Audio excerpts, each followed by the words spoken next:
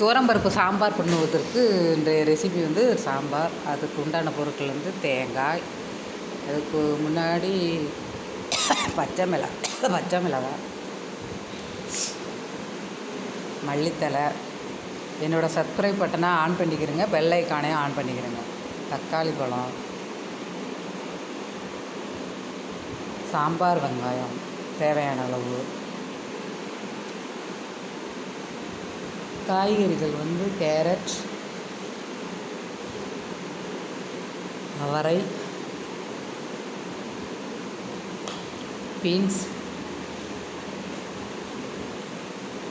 சௌச்சௌ,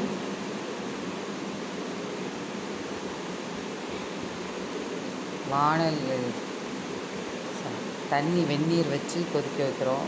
புளி ஊற வச்சுருக்கோம் சாம்பாருக்கு தேவையான அளவு. இது வந்து வெந்நீரில் வேக வைக்கிறதுக்கு கட் பண்ணி வச்சுருக்கோம். துவரம்பருப்பு ஆல்ரெடி குக்கரில் வேக வச்சு வச்சுருக்கோம்.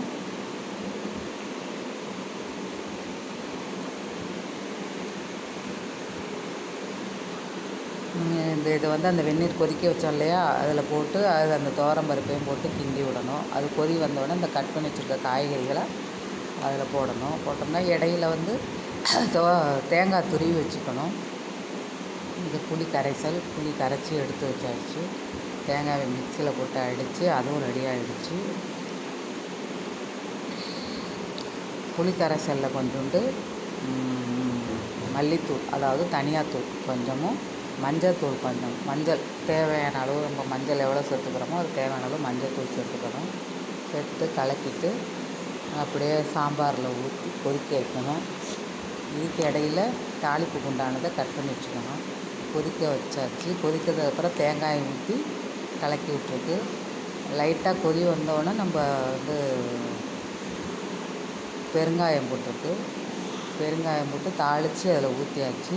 தாளித்ததை ஒரு கிண்டி விட்டு அது மேலே மல்லித்தழை போட்டு மூடி வச்சுட்டா சாம்பார் கமகமன்னு ஸ்மெல் பக்காவாக வரும்.